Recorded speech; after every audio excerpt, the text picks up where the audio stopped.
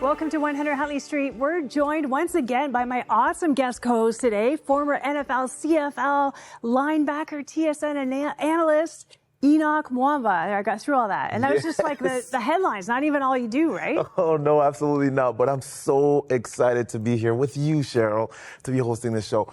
I'm excited for today as well. Yeah, me too. You know, I know that you already serve as a sports analyst on TSN. So you do broadcasting.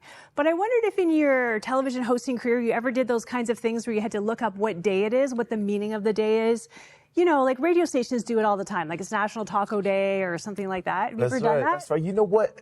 I haven't necessarily, but I've seen the days. You look at the calendar nowadays where there's always something every day to either celebrate or remember as well. So it's always exciting to kind of see that. And it brings about some memories and you learn a lot of stuff sometimes as well. It's true. And I wanted to kind of initiate you today, like on what this really is, because it always surprises me, even though I've been doing this for years. So this is April 9th. What April 9th is? Are you ready? Yeah, let's hear it. Okay.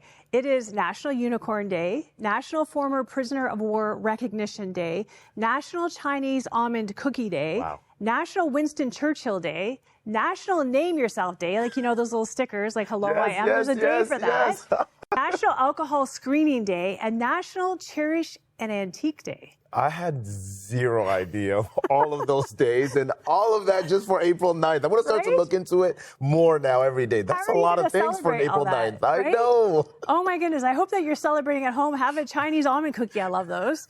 Okay. And put a sticker with your name on it. I love it.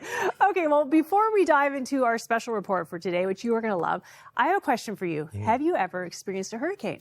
You know what, Cheryl, I have not. I have not experienced a hurricane necessarily myself, but I've come, I want to say close as I feel like it's been. I spent a lot of time in Texas, even in my professional football career. I would train there quite a bit. And I don't know how much time you spend in Texas, but there's a lot of rain and it's pretty strong and it can get very windy and the thunders are really loud. And that's as close as I've gotten to a hurricane. And I'll tell you what, you feel like you have zero control, but I'm sure you have definitely experienced some. Actually, I once lived through a tornado. I slept through it as a child. You slept through it? I slept through it. And I did live in Oklahoma actually for 4 years. There you go, right next to Texas. And they have a lot of tornadoes, a lot of tornadoes. But I've been on the ground now 3 times after a Category 5 storm. Wow. Which, hurricane, which like decimates the landscape. And going there, it's like nothing you've ever seen. It's like the surface of the moon. Every tree is stripped bare. Power lines are down. Like the lights aren't working. You know, every houses are destroyed. Every time you go to an intersection, it's like, who's going to go through first? Like, it's just crazy. Yeah. Everything is broken down. And I feel like, especially what you're describing, you remember if natural disasters are that powerful, God is more powerful than that. That's kind of what I think about when I hear that as well. That's a really good way to say it, you know. Well, you know, recently I was in Jamaica after the Category 5 Hurricane Melissa. So that was my 3rd time on the ground after a hurricane. And we're going to talk a little bit about what that experience was like. But I actually recorded an interview while I was there with one of our partner organizations on the ground. Take a look at this.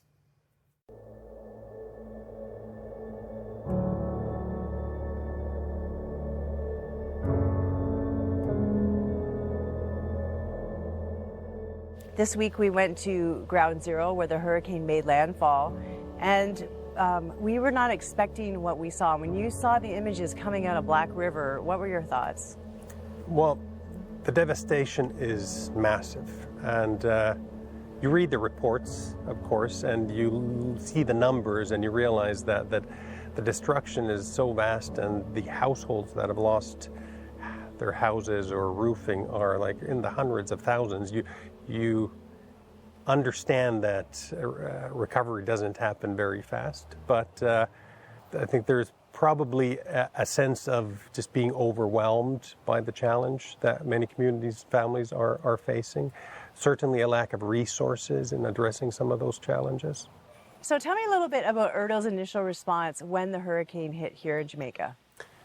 At Erdo, we generally, whenever possible, try and work through local churches. So as we knew that the hurricane's approaching, we were already reaching out to local churches on the ground to get a sense of how they're doing, how they're preparing. Pretty early on, we were aware that emergency food, water, and shelter are the most important needs, as often is with hurricanes. And that was our initial response phase in Jamaica, is emergency food, and our partners also worked with sheltering people in need. Now, that response is moving from crisis to another phase. Tell me about that. Now we're moving into a recovery phase where the crisis has passed. There isn't a need for immediate assistance for sustaining life and dignity, but there is a need for recovery, rebuilding of houses, of roofing. The destruction that's happened is quite devastating, quite broad, as well as rebuilding of livelihoods. Farmers have lost their crops, fishermen have lost their boats and their fishing equipment, and now we're moving to a phase where we're helping communities get back on their feet. Crossroads Cares partnered with URDO, not only in the initial response, but now in the recovery response, as well as a local church, as well as another aid organization. So a 4- or 5-way partnership that we're working on here. Why does it matter to collaborate and pool our resources to work together? I think it's so crucial. Having been working in this field for a couple of decades now, I'd say we often underestimate the importance of collaboration, the need to coordinate and pool resources. 1 + 1 is always more than 2 in our line of work. And what I especially love about this setup is that we get to work through, with, and alongside the local churches. So it's really us as humanitarian organizations coming together, walking alongside the local church, as the local church is the face of the response in the community. And they've been there well before we came along, and they will continue to be there well after we leave. So yeah, talk to me about why it matters that we are partnering with the local church. The local church has a biblical mandate to walk alongside, serve, care for the poor and vulnerable. They know their communities, they know their culture, they're immersed in the challenges, but also the opportunities and resources of the community. Their local insight and leadership, I find, is crucial, whether you're working in crisis response, recovery, or development. There are so many good things I could talk about why we love working with local churches. One of the things that impressed us so much was the resilience of people. A farmer who all 7 farms were destroyed is already having his first harvest. A church with no roof and some walls missing, in a tent, still meeting for Sunday morning. There's a determination here that we saw for people to get back on their feet. What are you hearing from local partners? I often say that the hardest part about my work is constantly being focused on areas such as the devastation caused by Hurricane Melissa, focusing on areas where there's poverty and suffering and destruction. And that can sometimes put a damper on your thoughts or pull you down. But on the flip side, or the silver lining of my work, is the ability and privilege to be able to partner with churches and communities that are doing some amazing, inspiring things. So I think we're resilient, and a community of faith probably takes resilience to another level, and not only in caring for themselves and their own families and needs, but also caring for the needs of the people around them. One of the groupings of people that we talked to was a single mom with 5 kids whose house was completely gone. What are the unique challenges that a single mom might face in trying to rebuild her life? Being a single mother caring for 5 children is a huge challenge in itself. It's not only caring for the needs of the children, but also finding the ways of building a livelihood that you can cover for their financial needs. That in itself I would find extremely challenging, let alone in a situation where you just lost your house. Where do you shelter your kids? How do you keep them safe and sheltered, and at the same time care for their needs and work to provide them financially? To me, it feels a task too big to be carried alone, and that's where we get to come alongside and help and partner together with the local church in easing some of that pressure off. Certainly, even with our support, it's a challenging road for that mother. What are some of the things that Canadians should be praying for as we move into this response and recovery phase? There are still challenges ahead, and the road to recovery is still a long road. I'd encourage them to pray. There are families and children that have suffered enormous trauma, not only of the hurricane, but of being displaced and losing their belongings and homes. We could be praying for them, walking alongside them in prayer, and also just be aware that the needs are enormous, and we as Canadian Christians and churches have the privilege of walking alongside of them and sharing of our resources to them in their time of need. So after seeing this level of destruction that is still here, especially around ground zero, do you still have hope for this country to recover? Absolutely, absolutely. Time after time, I learn that people are resilient, communities are resilient, and knowing that they are not alone, knowing that the local churches are walking alongside these communities, there's always hope. I look forward to the day when we can come back again and just see the change. It's been maybe a little bit of a shocker this time, seeing that we're so many months away from the immediate hurricane and we still see the devastation. But I'm convinced if we come back next year, we will see flourishing communities again and strong churches in these communities.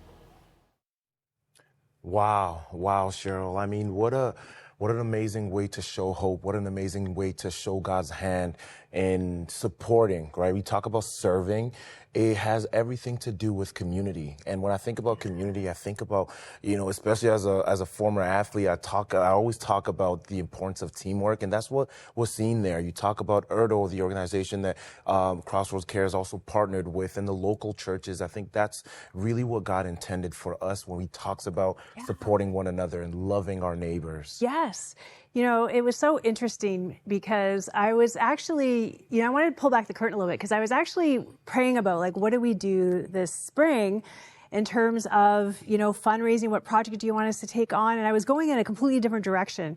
And I just didn't have a peace about it. I had a peace about the project, but not the timing. And so I was like, what is going on? And then someone approached me and we'd helped in the initial response. We'd been there giving food and water right after the hurricane, but we weren't planning on continuing. And someone approached me and said, we want to help more in Jamaica. And so I thought, okay, well, let me see what our partner's doing. So I reached out to ERDO, which, if you haven't heard of ERDO, is Emergency Relief and Development Overseas. It's a great humanitarian organization. And they were our partner in their initial response. And I said to them, like, are you guys doing anything? And they're like, well, we've been thinking about it, but we weren't sure. But if you're going to partner with us, so then that prompted them to decide to do it. And so partnership is big for them, which we love. Yes. And working with the local church is big for them, which we love, because churches are the ones that are in the community. They know what's happening with people. And so we decided to go ahead and do it. And when I was in Jamaica, God really spoke to me and he said, I rerouted you because of the cries of my people in Jamaica.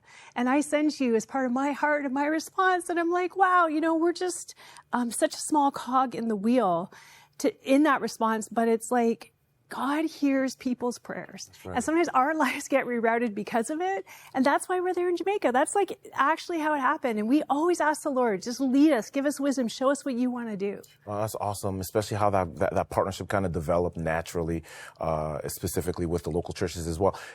I know Crossroads Cares was there initially with, after the hurricane kind of hit Jamaica. Can you tell us a little bit more then about what are the plans going forward, specifically dealing with the recovery process? Yeah, it was so interesting because when I was going there, I was kind of like, okay, can we actually show the need? Because I know there's need, but is it enough that a television camera, which is so limited, can we show it? I was asking our partner that, and they're like, oh, you'll be okay. When I got there, I was so shocked by how much destruction there actually was. It was like the hurricane had gone through 2 or 3 days before, especially in Black River, where it made landfall. And people always underestimate the power of these Category 5s. They're like, I've lived through a 3, I've lived through a 4, I'll be fine. But no, like it's almost unsurvivable, honestly. And so when I saw the massive need there, we decided, okay, what can we do to help to make the broadest impact? So some of the things we want to do is we want to make sure that we help farmers and fishermen recover their livelihood, because one of the things I've learned over the years is people want to take care of their own families. They don't want to just be taking handouts forever. Like in the initial days, great. But moving on, they want to have a business. So we're going to help them recover their business. But then obviously, like almost no building had a roof in the ground zero area in a couple parishes there. And all the houses are destroyed. So helping them get roofs, helping them recover. And, you know, our partner Erdo has a matching grant for us. So we want to raise $100,000 this month. And I actually think it's really possible because they're matching every gift up to $50,000. So that means up to $50,000, every gift doubles. So I just want to invite you today to join us. Be part of God's heart. Show people that they are not forgotten. And even though they went through something so catastrophic, God is still there. So give us a call at 1-800-265-3100. You can also give online at crossroads.ca/relief. And I also want to remind you to watch 100 Huntley Street on April 23rd. We have a special called Hope After Hurricane Melissa, all shot on the ground in Jamaica.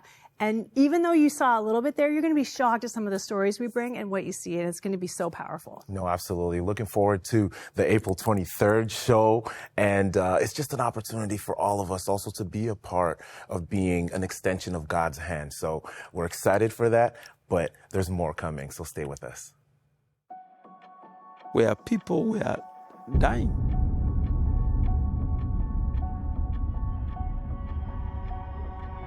Recently, I lost a child that got an infection from that water. Unfortunately, he passed on. They really are devastated in terms of what happens to them. It's a lot of heartbreak. It's a lot of exhaustion from people. Thank you on behalf of the people who are going through incredible suffering during this time. Please, help us. I'm so excited I decided to carry this child and come and witness.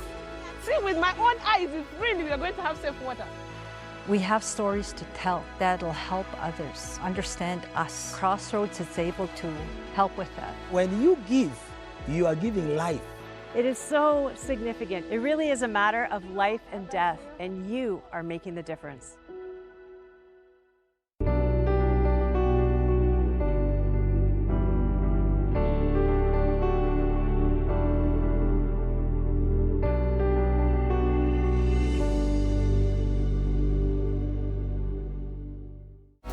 Have you ever wondered about the meaning of life or what it means to be human? How AI connects with our faith and what our purpose is? Well, join 100 Huntley Street all week as we explore and reflect on big questions we have for a big God.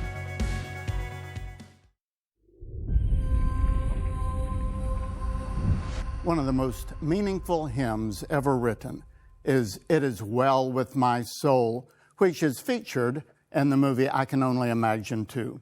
This song was written in the 1800s by a man named Horatio Spafford.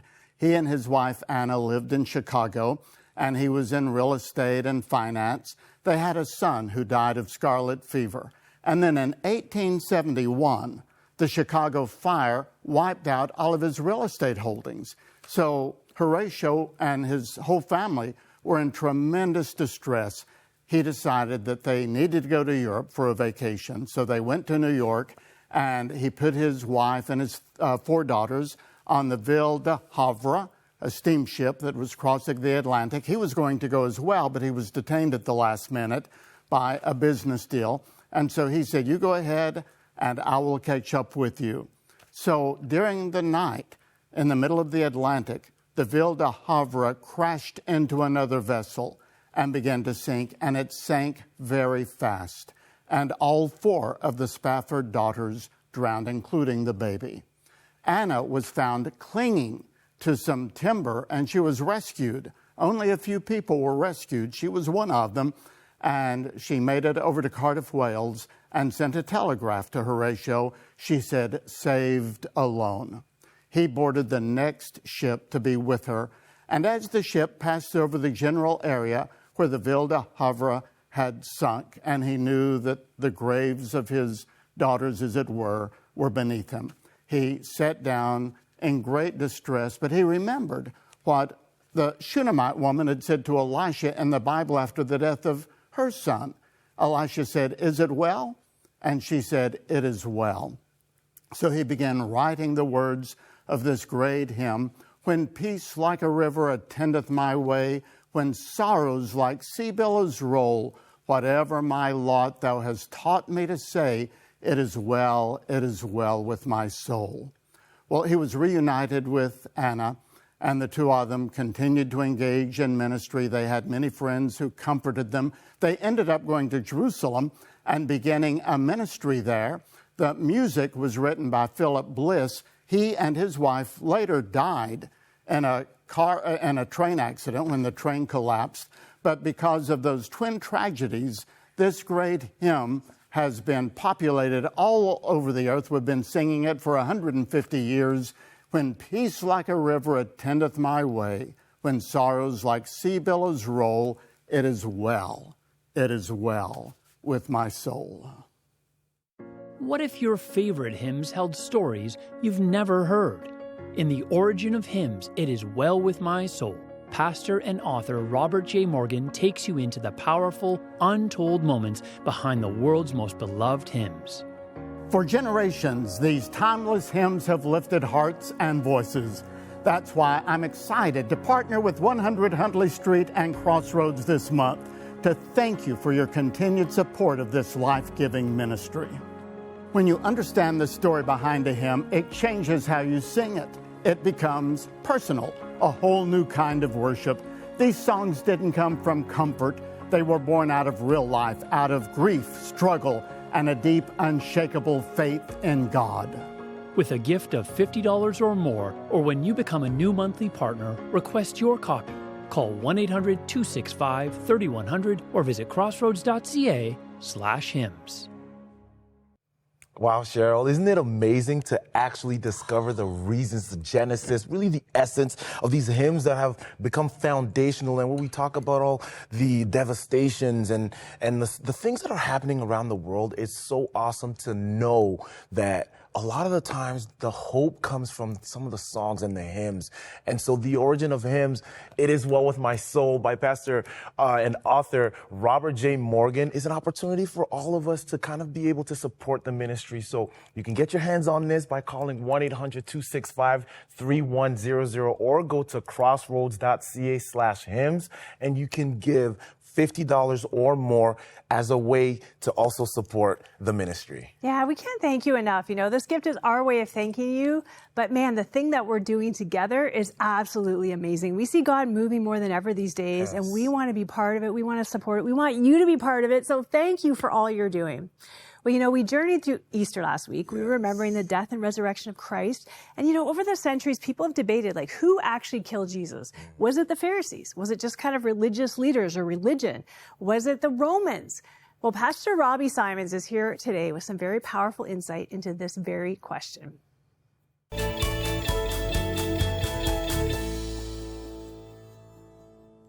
This week, we are engaging in a powerful examination of two words that will change our lives. Those two words are this Jesus.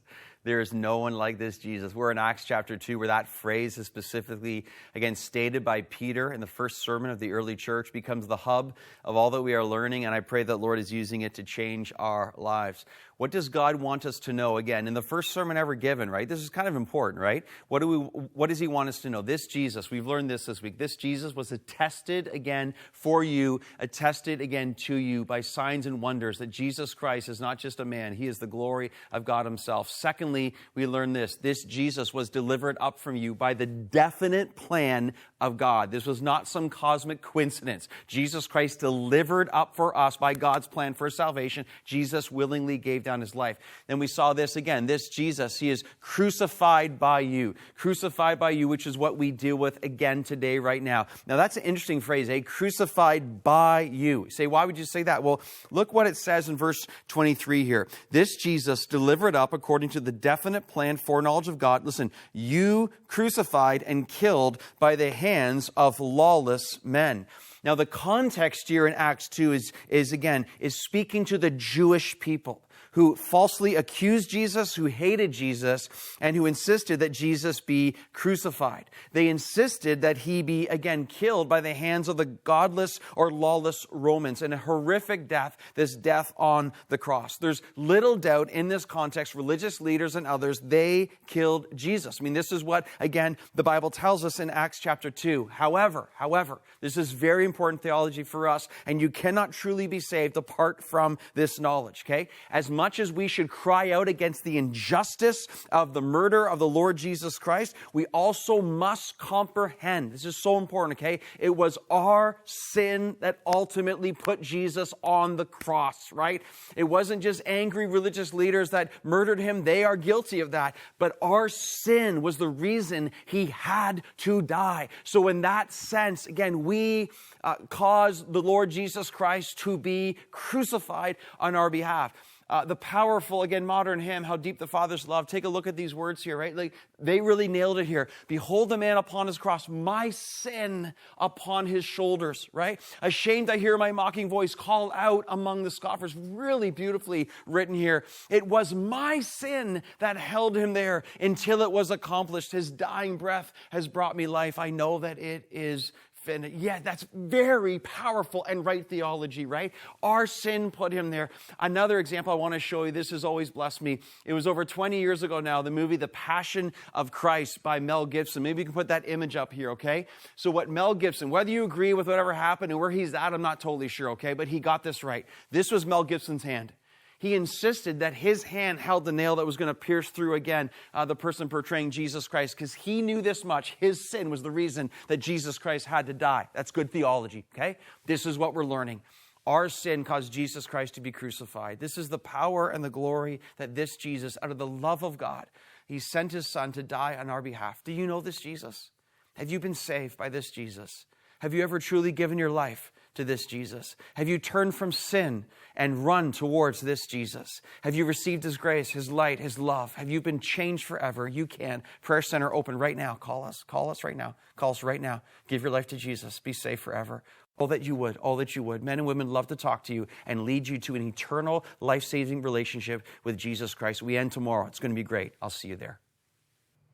Wow, Cheryl, what a powerful way for Pastor Robbie to put that. The reason for the cross. And last week he did such an amazing job of explaining exactly that.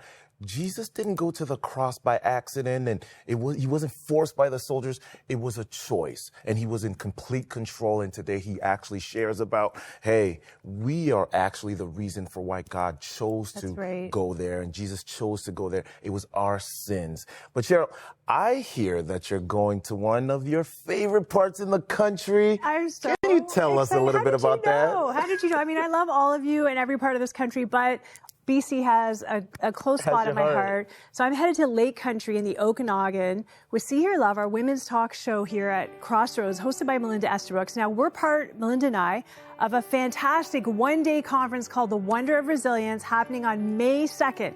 Now, if you live anywhere close enough to drive, fly, ride your bike, it's going to be amazing. There's keynote speakers, panel conversations, incredible worship with John Buller, who's been actually really promoting this conference and championing it. And a huge thank you as well to Lake Country Alliance Church for hosting us and partnering with us. And now for us women, there's going to be some swag bags and giveaways. Yes. You know, we love that. Melinda and I are going to be joined by Anne Miranda, who's an incredible pastor, speaker, and leader from BC, as well as author and speaker, friend of mine, Heidi McLaughlin, right from the Okanagan. So, and of course, Melinda and I. So you want to come and hear us dive into resilience, what's something we all need today, how we all found it in our journeys, how we can find it in the midst of the craziness of the world right now, maybe something going on in your personal life.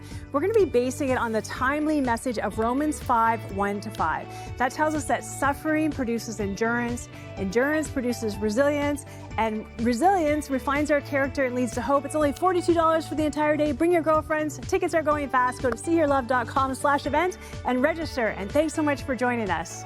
Wow. I got it in. See you tomorrow. You did.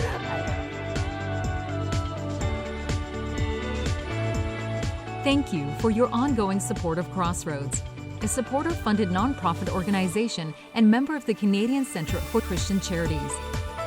Thanks to faithful people like you, we are able to continue producing 100 Huntley Street.